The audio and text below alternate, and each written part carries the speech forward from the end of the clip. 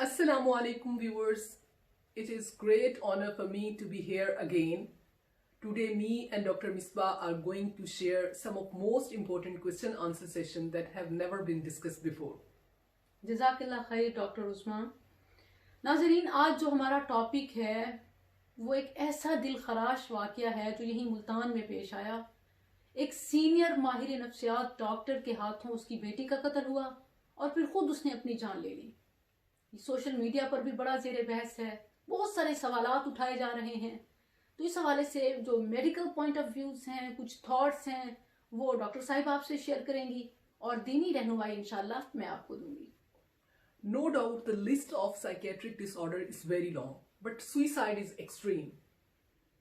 तो डॉक्टर साहिब आप मुझे ये बताएं कि इस्लाम में सुसाइड के हवाले से क्या वईद है?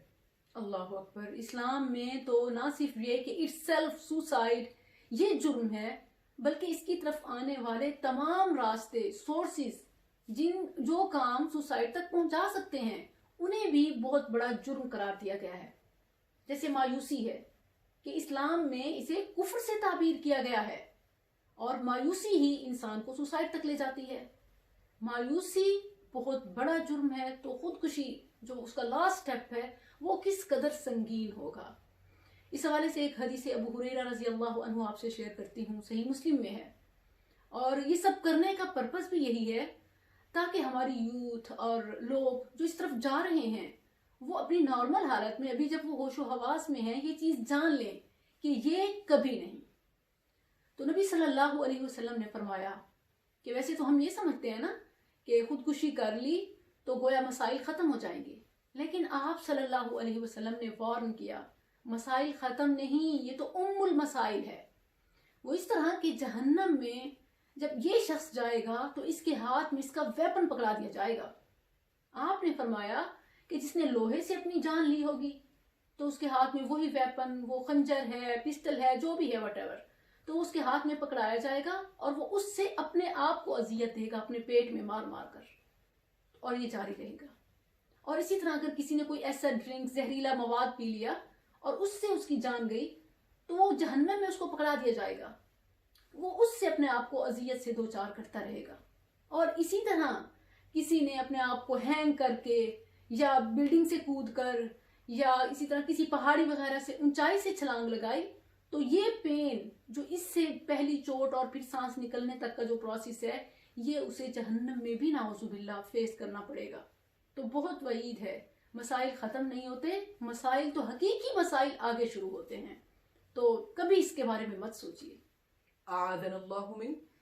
According to WHO in every 40 second एक शख्स जो है वो सुसाइड की वजह से मौत का शिकार होता है।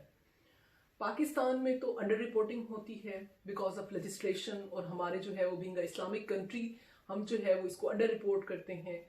तो मेरा आपसे सवाल ये है कि जो शख्स खुदकुशी करता है, सुसाइड करता है, वो किस कैटेगरी में आता है? वो मुस्लिम तो है, लेकिन क्या वो मुनाफिक है?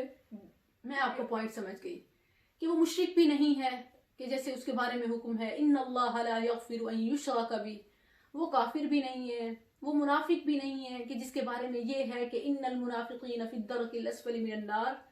और इसने एक इबादत में भी, नमाजें भी पढ़ने वाला था, फलाही रिफाही काम भी करने वाला था, एक अच्छे घर में रह रहा था, एक अच्छा सिस्टम था, मगर कोई एक काम जो उसको अंदर से घायल करता जा रहा होता है और वो फिर आखिर में ये कर डालता है। तो अब इस्लाम में ऐसे शख्स को फासिक करार दिया गया है कि कबीरा गुनाह का मुर्तकिब है। और फिर हकीकत, इन शॉर्ट, ऐसे शख्स का मामला अल्लाह के सपुर्द है। वो चाहे तो उसे माफ कर दे और वो चाहे तो पकड़ ले। अल्लाह से उम्मीद करते हैं कि रब्बे ताला ऐसा जो कर चुके उनके साथ माफी वाला मामला रखे। बेशक अल्लाह तबारक व तआला माफ करने वाले हैं।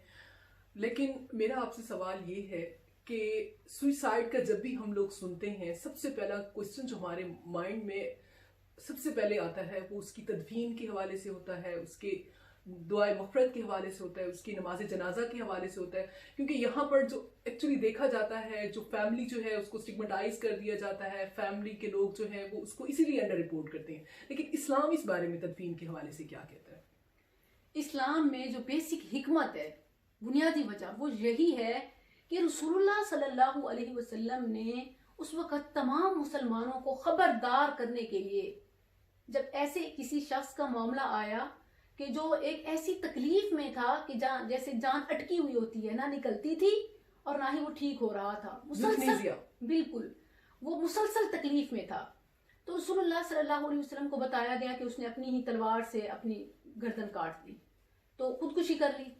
آپ صلی اللہ علیہ وسلم نے فرمایا لا اصلی علیہ، یہ صحیح مسلم اور اس کے علاوہ دیگر میں ہے کہ میں اس کی نماز جنازہ نہیں پڑھوں گا، لیکن اسے مسلمانوں کے قبرستان میں بھی دفنایا گیا تھا اور صحابہ نے بھی اس کی نماز جنازہ پڑھی، اور نبی صلی اللہ علیہ وسلم کا نہ پڑھنا یہ کسی بھی اس وقت مسلمان کے لیے ایک بہت بڑی وارننگ تھی، اور اسی لیے اگر ایسے سٹیپس آج بھی اٹھائے جائیں کہ جو مشائخ ہیں اگر وہ سب مل کر ایک متفقہ اعلان جاری کر دیں کہ ہم ایسے لوگوں کی نماز جنازہ نہیں پڑھائیں گے، تو اس سے کافی حد تک ایسے اسباب کو کنٹرول کیا جا سکتا ہے، ایون اسلامک کنٹری میں کہ جو اب بڑھتے ہی جا رہے ہیں۔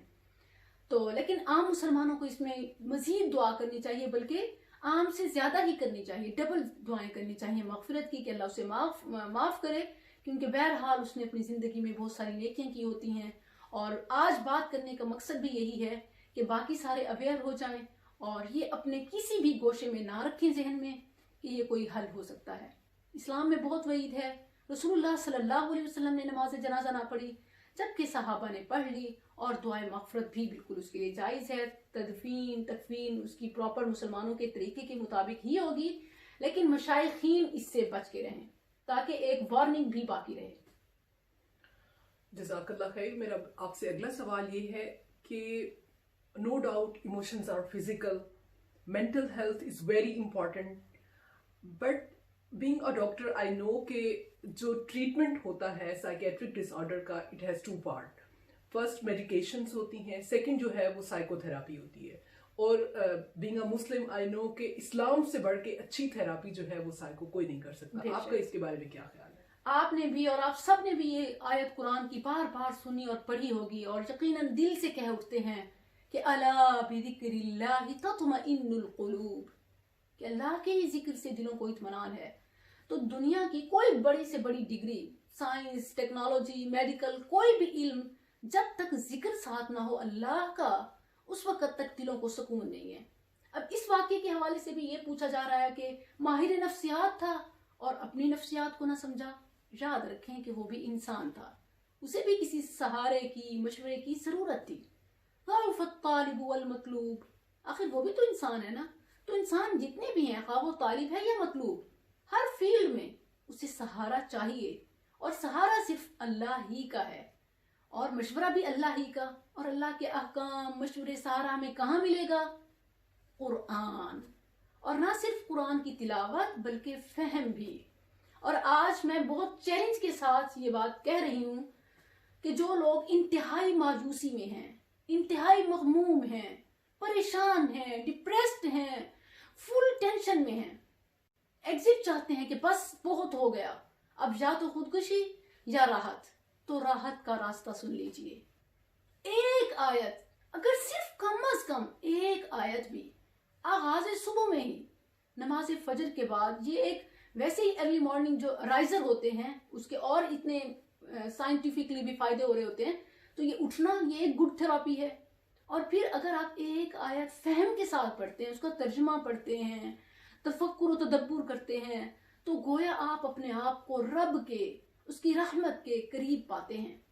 میں یہ نہیں کہہ رہی کہ پھر آپ کی زندگی سے غم نکل جائیں گے، ختم ہو جائیں گے، کوئی امتحان نہیں آئے گا، بلکہ یہ تو فطرت کا، قدرت کا قانون ہے کہ امتحان آئیں گے، مگر وہ آپ کو پریشان نہیں کر سکیں گے، آپ دکھی نہیں ہوں گے، آپ ایسے ہوں گے کہ from sad person to smiling, most smiling, happy person, کہ گویا لوگ دیکھ کر حیران ہوں گے کہ ہیں اس کے ساتھ یہ ہو گیا اور اسے پرواہ تک ہی نہیں ہے۔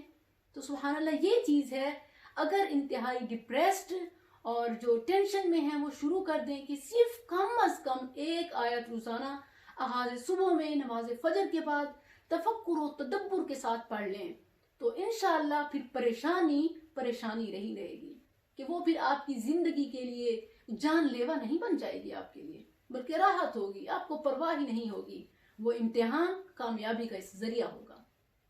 جزاک اللہ۔ Being a doctor actually I want to emphasize this کہ اسلام کی طرف آنا یہ ایکچولی ہماری سائیکو تھراپی ہے جو ہے وہ ہمیں اپنے روٹس کی طرف آنا, قرآن پاک سے اپنی سائیکو تھراپی کرنا اس بیسٹ وے. سب سے پہلا جو اسٹیپ ہوتا ہے وہ یہی ہوتا ہے کہ آپ جو ہے وہ اپنے کسی قریبی کو بتائیں, کسی کاؤنسلر کو بتائیں, اپنے کسی فرینڈ کو بتائیں, کسی دوست کو بتائیں جو آپ کو اچھا مشورہ دے. اور مسلمانوں کے لیے جو ہے وہ اچھا مشورہ, اچھی نصیحت بالکل قرآن سے اور حدیث سے. وشاورہم فی الامر, آپ مسلمانوں میں خیر خواہی کا جذبہ ہونا چاہیے, ایک دوسرے کا دکھ سننا یہ بہت بڑی نیکی ہے, آپ کم نہیں بھی کر سکتے. تو یہ اس کے لیے وہ نیکی ہے کہ جو اللہ کے ہاں صدقہ لکھا جاتا ہے, وہ مال خرچ کرنے کے برابر. تو پھر اللہ سے مشورہ, تو انشاءاللہ مدد حاصل ہوگی, روحانی تسکین سے مالا مال ہوں.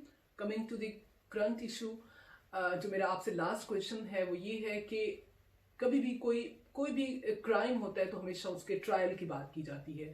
تو میرا آپ سے ایک کویشچن تھا بائی دا وے کہ جس طرح اس کیس میں ہوا کہ فادر نے اپنی ڈاٹر کو کل کیا, دین اس نے سوئسائڈ کی, یا جو بھی تھی وہ ہمیں حسن ظن رکھنا چاہیے جو بھی اس وقت سچویشن تھی. تو ٹرائل جو ہے اگر اس طرح کیا جائے کہ اگر فادر جو ہے اپنی بیٹی کو مرڈر کر دے تو کیا اس کا کوئی ٹرائل ہوتا ہے اسلام میں؟ ایسا ہے کہ اکثر لوگ اپنی جان اس لیے بھی لے لیتے ہیں کہ انہیں ٹرائل کا خوف ہوتا ہے. اور نعوذ باللہ ثم نعوذ باللہ, اگر باپ ایسا کر بیٹھا ہے تو ایک ذہن میں یہ بات آتی ہے کہ میں بھی اپنے آپ کو بچانے کے لیے اس نے یہ کیا. تو یہ بات یاد رکھیں کہ اسلام میں اس کا کوئی ٹرائل نہیں ہے. ایسا ہی ایک کیس عہد فاروق رضی اللہ عنہ میں ان کے پاس آیا کہ کسی قبیلے کے ایک شخص کی ایک لونڈی تھی اور اس سے اس کا ایک بیٹا تھا. بیٹے نے بدتمیزی کی باپ سے, تو باپ نے تلوار پھینکی, اس سے اس کی ٹانگ ہی کٹ گئی. اتنا خون بہا کہ پھر وہ اس کے لیے جان لیوا بن گیا, گویا قتل ہو گیا. اب وہ شخص عمر رضی اللہ عنہ کے پاس اہل علاقہ کے ساتھ آیا ملا کر کہ جی اب بتائیے اسلام میرے بارے میں کیا حکم دیتا ہے. تو عمر رضی اللہ عنہ نے فرمایا کہ تم نے اپنے بیٹے کو قتل کیا, اپنی جان کے دشمن.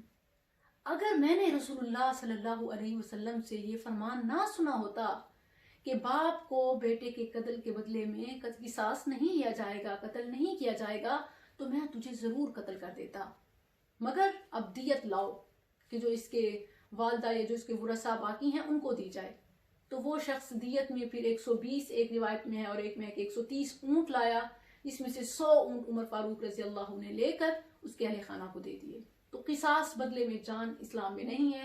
اور کیونکہ قرآن کریم میں تو والد کو ڈانٹ سے بھی, کہ اف سے بھی منع کیا گیا نا والدین کے لیے, تو یہ گویا ایک بہت بڑی سزا ہے, اف سے تو بڑی سزا ہے.